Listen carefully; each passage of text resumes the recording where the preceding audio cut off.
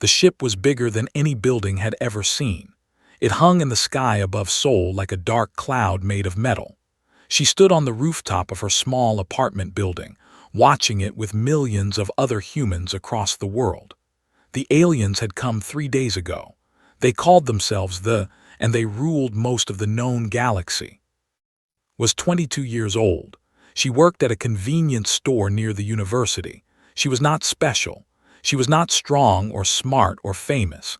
She was just a normal girl who lived with her grandmother and sent money home to her parents in the countryside. She had simple dreams. She wanted to save enough money to open her own small restaurant someday. That was all. But they did not care about dreams. Their leader, a tall creature with gray skin and 4 arms, had made an announcement on every screen on Earth. His name was Commander, and his voice was cold like winter wind. "Humans," he had said, "your planet has been discovered.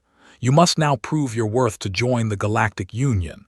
If you fail, your species will serve the Union as workers for the next 5,000 years.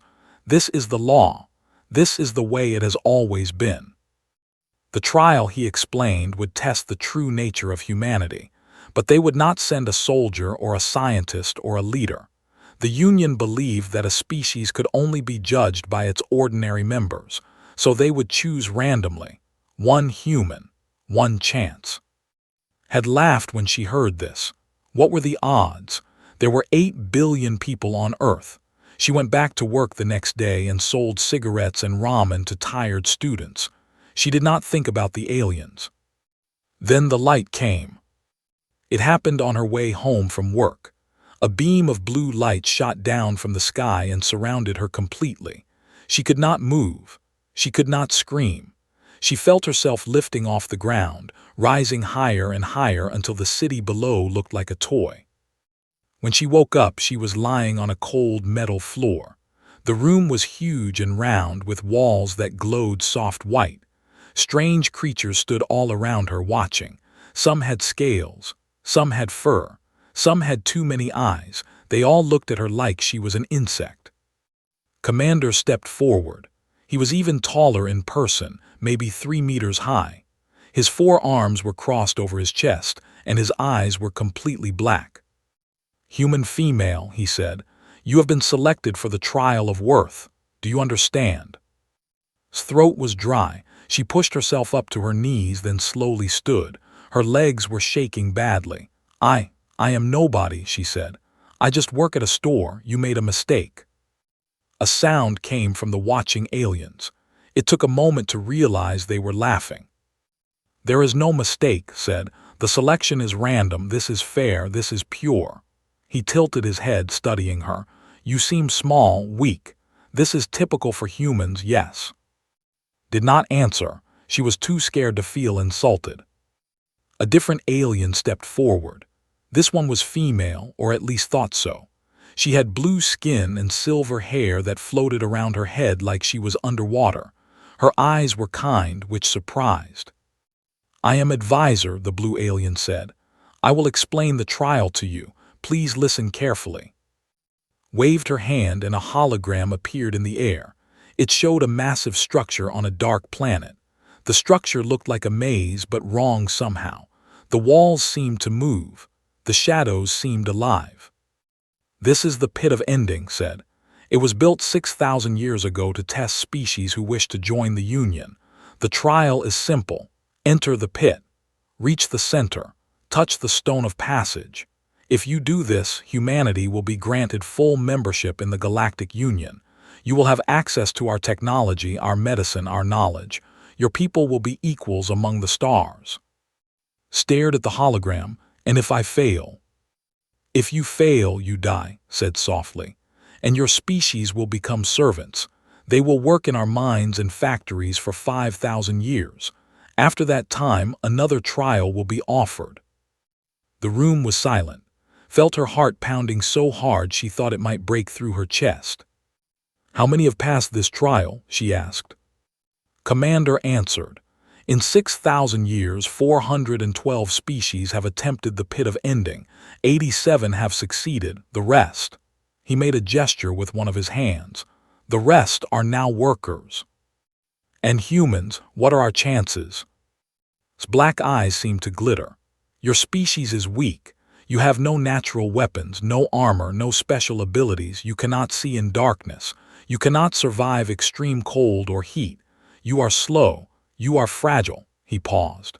The pit will adapt to your weaknesses. It will become your worst nightmare. Based on our analysis, we estimate your chance of success at less than 1%. 1%. Thought about her grandmother, who was probably watching the news right now, crying. She thought about her parents, who had worked so hard their whole lives. She thought about all the people on Earth who were counting on her without even knowing her name. I did not ask for this, she said quietly. No one asks, replied, but you were chosen, that is the way. Closed her eyes. She remembered something her grandmother always said. When the mountain is too high to climb, do not look at the top. Look only at your next step. She opened her eyes and looked directly at Commander. When do I start? The aliens murmured among themselves, tilted his head again, as if seeing her for the first time. You do not beg, you do not cry. Would it help? No. Then I will not waste my time. His voice was still shaking, but there was something else in it now, something hard. Tell me the rules. Stared at her for a long moment. Then he turned to, prepare her. The trial begins at the next cycle. Nodded and gently took his arm. Come with me, you should eat and rest. The pit will test everything you have. As led her out of the great room, looked back one last time. The alien observers were still watching her, still laughing quietly among themselves. They thought she was going to die. They were already planning how they would use humanity as slaves. Turned away and kept walking. She did not know if she could survive the pit of ending. She did not know if she was strong enough or smart enough or brave enough. But she knew one thing for certain. She was not going to give up. Not for herself, not for her grandmother, not for the 8 billion people waiting on Earth. If she was going to die, she would die fighting. She would make them remember her.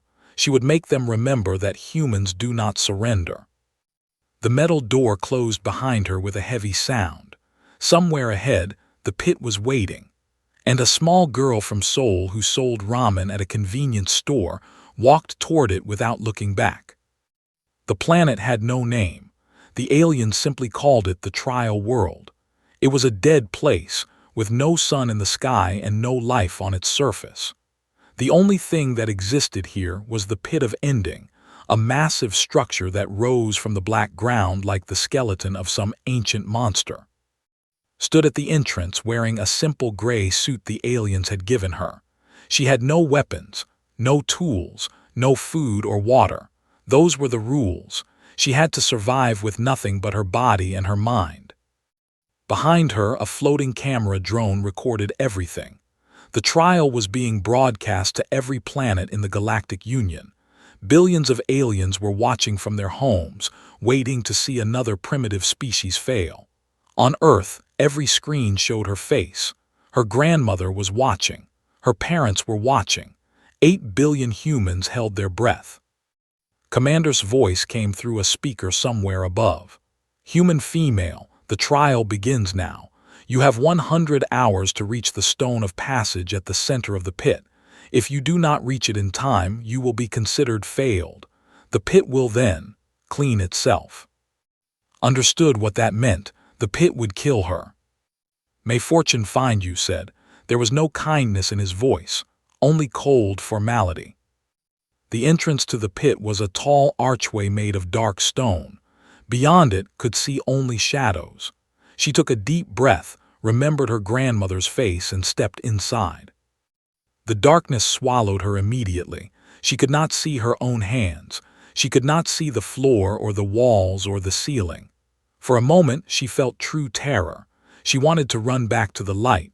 She wanted to scream for help. But she did not. Instead, she stood perfectly still and waited. Her eyes slowly began to adjust. The darkness was not complete. There was a faint glow coming from somewhere deep inside the pit, like distant stars. She could see the outline of walls now. The corridor ahead was narrow and long. Started walking. The first hour was almost peaceful. The corridor twisted and turned, sometimes going up, sometimes going down. The walls were made of the same dark stone as the entrance, smooth and cold to the touch. There were no sounds except her own breathing and her footsteps. Then the pit woke up. It started with a rumble deep beneath her feet. The walls began to shake, stopped and pressed her back against the stone, waiting. The shaking grew stronger. Then, without warning, the floor behind her collapsed. She ran. The floor fell away in pieces, chasing her down the corridor. She could hear the crash of stone falling into emptiness below. She did not look back. She just ran as fast as her legs could carry her. The corridor turned sharply to the left, threw herself around the corner just as the last piece of floor crumbled behind her. She lay on the ground, gasping for air. Her heart was beating so fast it hurt. When she finally looked up, she saw something new.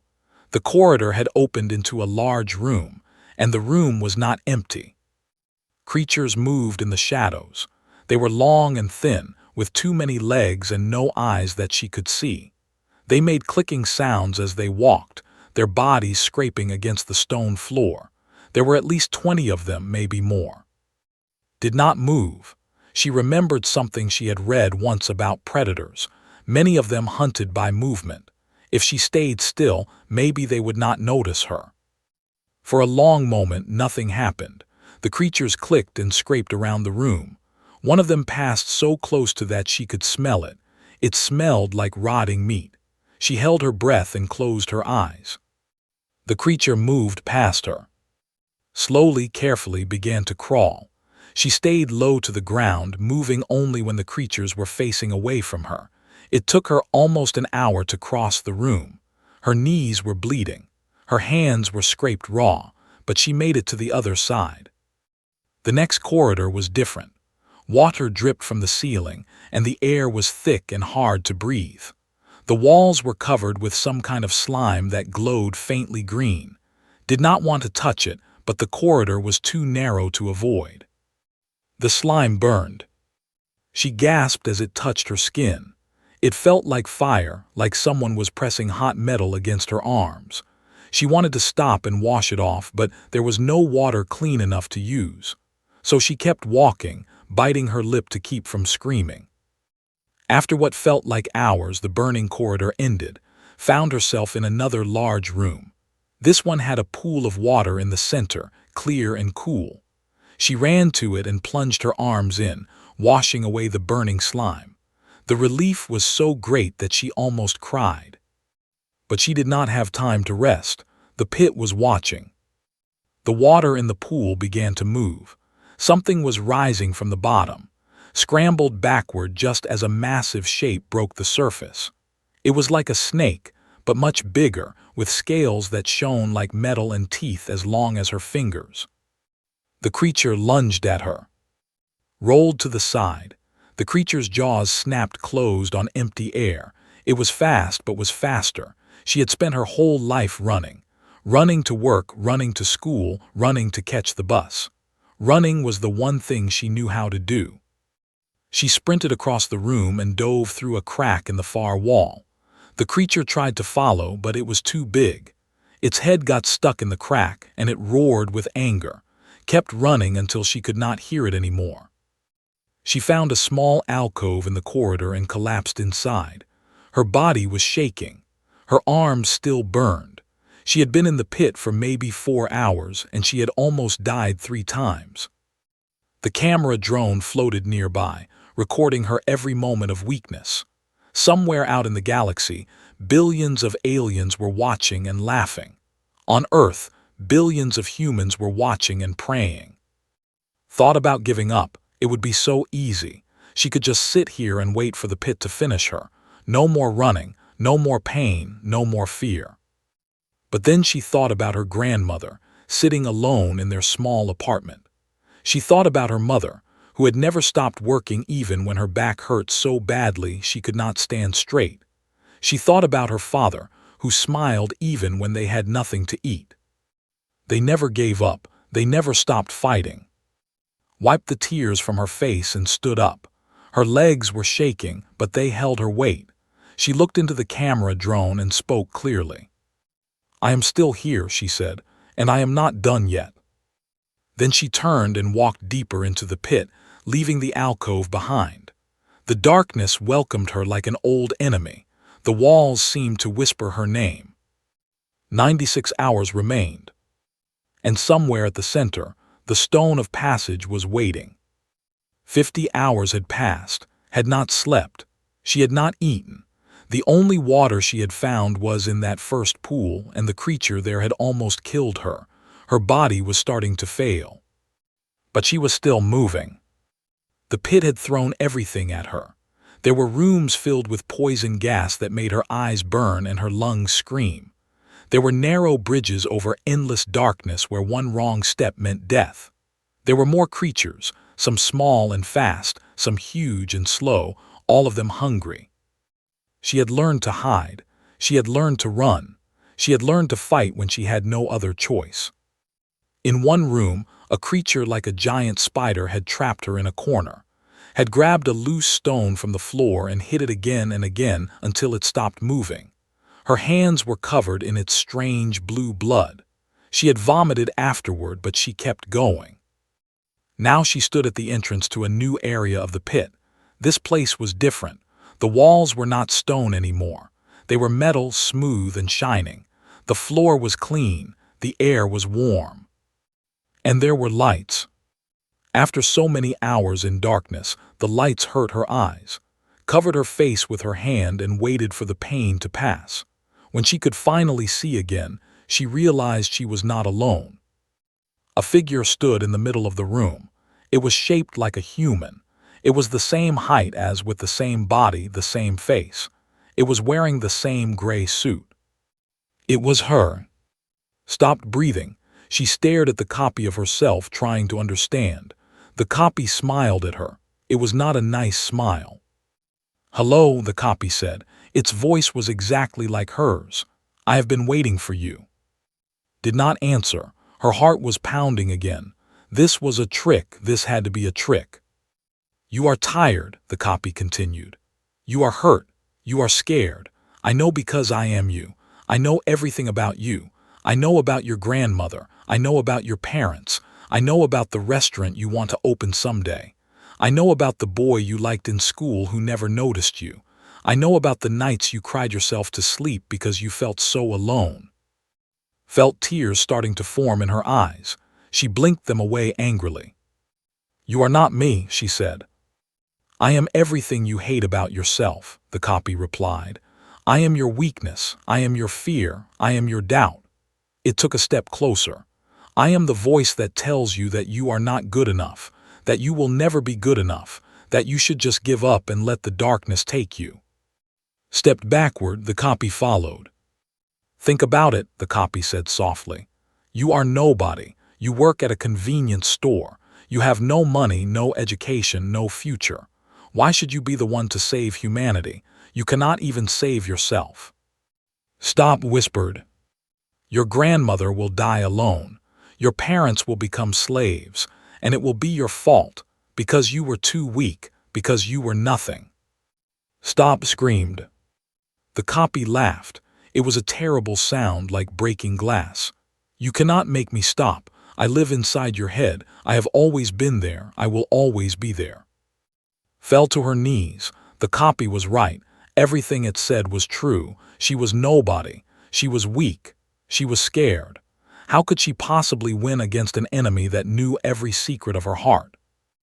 On the observation deck of the Union flagship, Commander nodded with satisfaction. The psychological chamber. Very few species survive this stage. Their own minds destroy them. Advisor watched the screen with worried eyes. She had seen hundreds of trials. She had seen strong warriors break down and cry.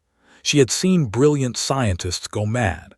The copy chamber was designed to find the deepest fears of any creature and use them as weapons.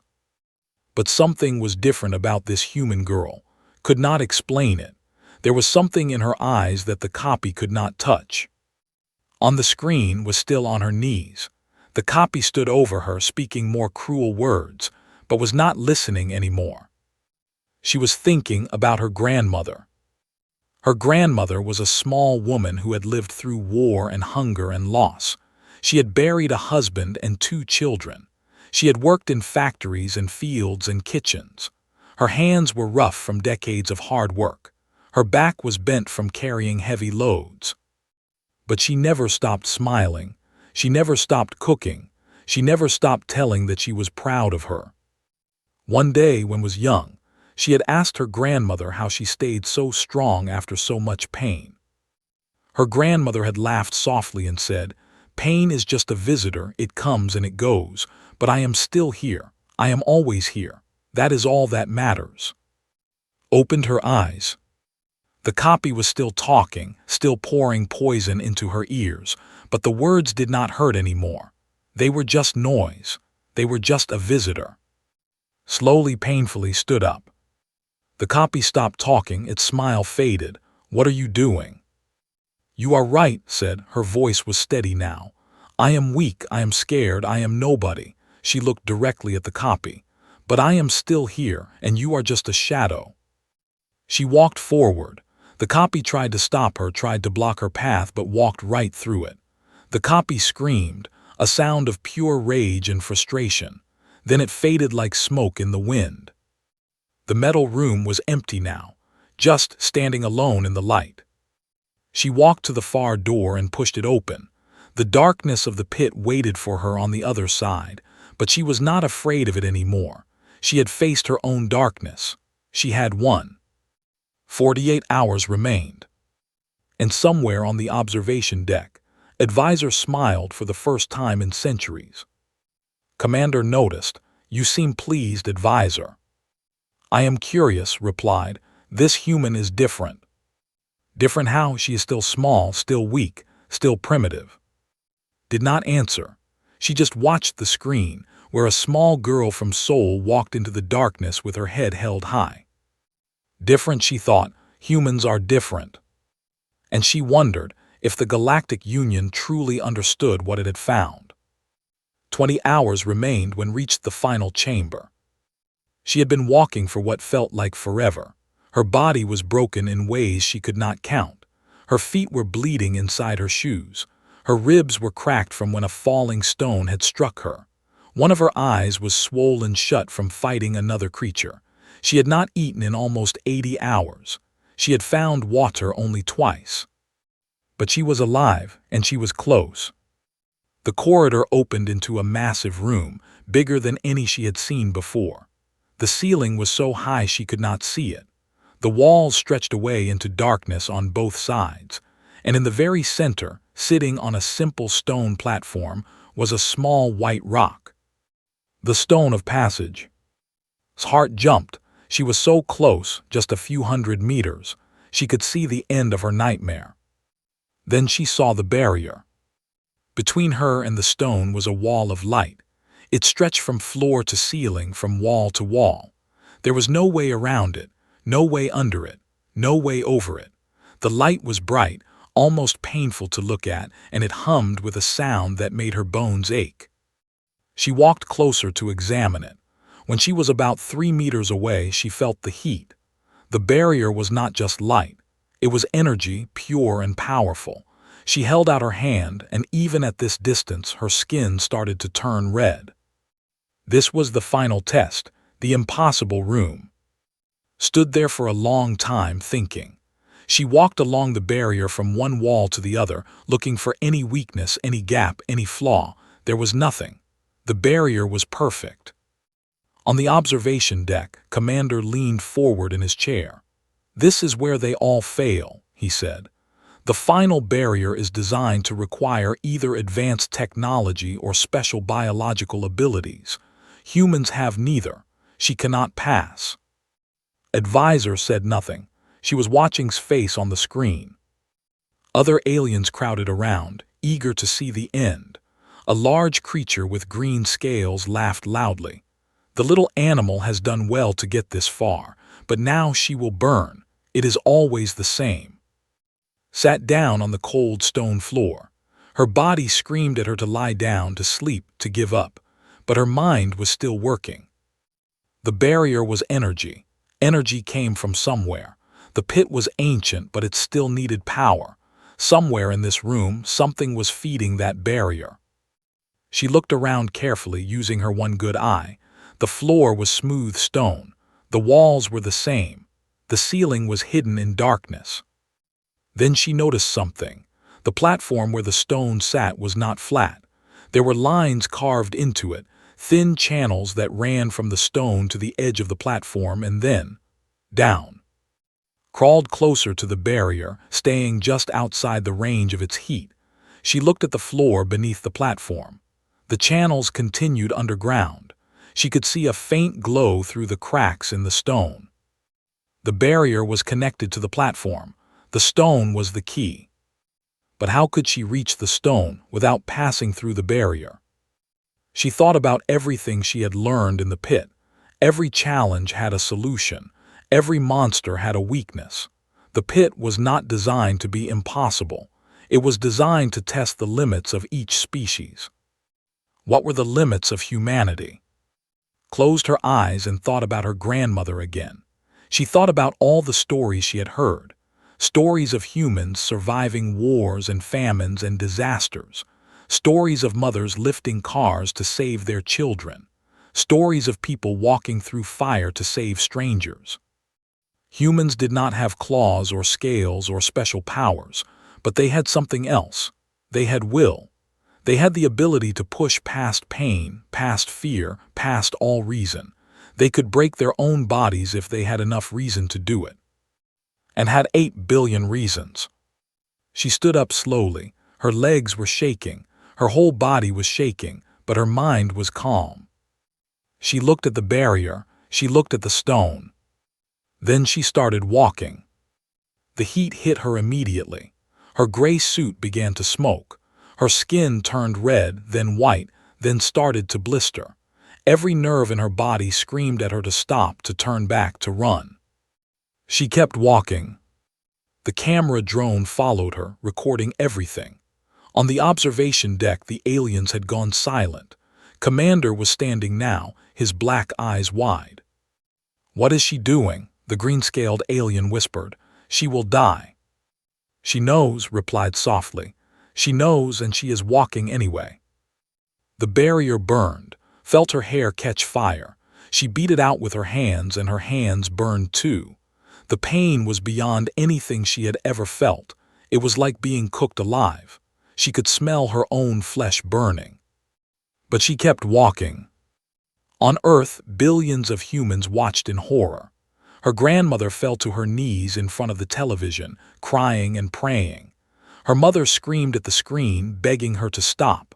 Her father stood frozen, tears running down his face, but could not hear them. She could only hear the hum of the barrier and the beating of her own heart. The stone was getting closer, 10 meters, 5 meters, 3 meters. Her legs gave out. She fell to the ground, and the hot stone floor burned her even more. She crawled. Her fingers were black now, the skin peeling away, but she kept moving. 1 meter. The stone was right in front of her, white and smooth and perfect, the end of all her suffering. But could not lift her arms. They were too burned, too damaged. She lay there on the ground, her face inches from the stone, and she could not reach it. No, she thought, no, I did not come this far to fail now. She tried again. Her arms would not move. Her body had finally reached its limit. She had pushed past every wall, broken every barrier, and now there was nothing left. The aliens on the observation deck began to murmur. "She has failed," someone said. "So close, but she has failed." Commander shook his head. "A pity. She showed more courage than any human I have seen, but courage is not enough." Did not speak. She was watching the screen, watching the burned and broken girl lying on the ground. And then she saw something. Lips were moving. The camera drone moved closer, was whispering something over and over. The audio picked it up, faint but clear. One more step, one more step, one more step. Her grandmother's words, the words she had heard 1,000 times as a child, the words that had carried her through every hard day of her life. His right hand twitched, then it moved, then it lifted. Her fingers, burned and blackened, reached out toward the stone and touched it. The moment's burned fingers touched the stone of passage, everything changed. The barrier of light disappeared. The humming sound stopped. The heat that had been cooking her alive faded into cool, gentle air. For a moment, there was complete silence in the pit of ending. Then the lights came on. Not the harsh lights of the trial, soft, golden lights that filled the entire chamber. Music began to play from somewhere, a strange and beautiful melody that had never heard before. The walls themselves seemed to glow with warmth. Lay on the ground, her hands still touching the stone. She could not move. She could barely breathe. Her body was destroyed, burned beyond recognition from the waist up. She knew in some distant part of her mind that she was dying. But she had done it. She had finished the trial. On the observation deck of the Union flagship there was chaos. Aliens were shouting, arguing, running from console to console. Nothing like this had happened in centuries. Commander stood perfectly still, staring at the screen. His black eyes showed no emotion, but his 4 hands were trembling slightly. "Impossible," he said quietly. "The barrier. No species without technology or special abilities has ever." "She used her bare hands," advisor said. Her voice was filled with wonder. "She walked through fire with nothing but her will. Her body is destroyed. She will die." "Yes, but she touched the stone," turned to face the commander. "According to Union law, she has completed the trial. Humanity has passed." The room went silent. Every alien turned to look at the screen, where a small burned girl lay motionless on a stone floor. On Earth, the celebration began. It started slowly as people realized what had happened. Then it spread like fire. People ran into the streets, screaming with joy. Strangers hugged each other. Enemies put down their weapons. For one moment, all of humanity was united in a single feeling of impossible hope. In Seoul's grandmother collapsed in her apartment, crying so hard she could not breathe. But they were tears of joy. Her granddaughter had saved the world. Back in the pit, medical drones were already descending toward. The trial was over, which meant she was now protected by Union law. They could save her. They had technology that could regrow skin, repair organs, rebuild bones. If they moved fast enough, she would live. Advisor transported down to the chamber herself. She knelt beside the broken human girl and gently touched her face. "Can you hear me?" she asked softly. One working eye opened slightly. Her lips moved, but no sound came out. "You did it," said. "You have saved your people. Rest now. We will take care of you." For a moment, something like a smile crossed his burned face. Then her eye closed, and she sank into unconsciousness. The medical drones lifted her carefully and carried her toward the waiting ship. Watched them go, her heart full of feelings she had not experienced in a very long time. 3 months later, woke up in a medical facility on the Union flagship. Her body was healed. Her skin was new. Her hands, which had been burned down to the bone, were whole again. She looked exactly like she had before the trial, except for one thing. Her eyes had changed. They were still dark brown, still human, but there was something different in them now, something hard and unbreakable, something that had been forged in fire. Advisor was waiting by her bed. "Welcome back," said with a gentle smile. "How do you feel?" Sat up slowly. She looked at her hands, turning them over, perfect, smooth, like nothing had ever happened. "I feel strange," she admitted, "like I am dreaming." "You are not dreaming. Everything that happened was real. The trial, the pit, your victory, all of it. And my family. Safe and well. They are waiting to see you. The Union has granted them passage to this ship." Felt tears forming in her eyes. She had spent so long not crying, not showing weakness. But now, in this quiet room, she could finally let go. Sat beside her and held her hand while she cried. She did not say anything. She just waited. When finally stopped, she wiped her face and took a deep breath. What happens now? Now humanity takes its place among the stars, said. Your species has proven its worth. You will have access to all Union technology, all Union knowledge, all Union protection. You are equals now, members of the Galactic Union.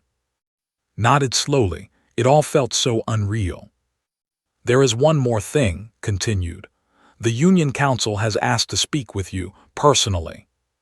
The Council. The rulers of the Galactic Union, 100 species representing trillions of lives, paused. They want to understand how you did what you did, how a small human girl with no weapons and no abilities walked through fire that should have been impossible to survive. Was quiet for a long moment, then she spoke. I did not do anything special, I just did not stop. I kept walking because stopping was not an option, because if I failed, everyone I loved would suffer. Smiled sadly. That is what makes your species so remarkable. You do not know when to quit. You push past limits that other species accept as absolute. Your body broke, but your will did not. Is that a good thing? Thought about it. It is a terrifying thing, and also a beautiful thing. The Union has never seen anything quite like it. Later that day, met with the Council. 100 alien leaders from species that had ruled the stars for thousands of years listened as a girl from Seoul told them about her grandmother's words. One more step, she said. That is all I knew. When you cannot see the top of the mountain, do not look at it. Just take one more step, then another, until you get there or you die trying. The Council was silent. Commander, who was watching from the back of the chamber, spoke up. You should have died a dozen times in that pit. Why did you not? Looked at him. Because I could not afford to. Dying was not an option, so I chose to live. There was no argument anyone could make against that. No logic, no reason, just pure human stubbornness. 1 week later, returned to Earth. She landed in Seoul in a shuttle provided by the Galactic Union. Her grandmother was waiting at the bottom of the ramp, crying and laughing at the same time. Ran into her arms. I told you, her grandmother whispered. One more step, always one more step. I know, replied, I know. Around them, the world celebrated. Fireworks lit up the sky. Music played in every street. For one night, humanity forgot all its problems and just enjoyed being alive. And somewhere far above, in the cold darkness of space, Advisor watched the celebration on her screen. She thought about the small human girl who had walked through fire, the girl who had touched the stone with her burned and broken hands. They are going to change everything, she said quietly to herself. These humans, they are going to change the entire galaxy. She did not know if she should be excited or afraid. Perhaps both. But one thing was certain, the universe would never be the same again. Because a girl named had taught them all what it truly meant to be human. And the stars themselves trembled at the lesson.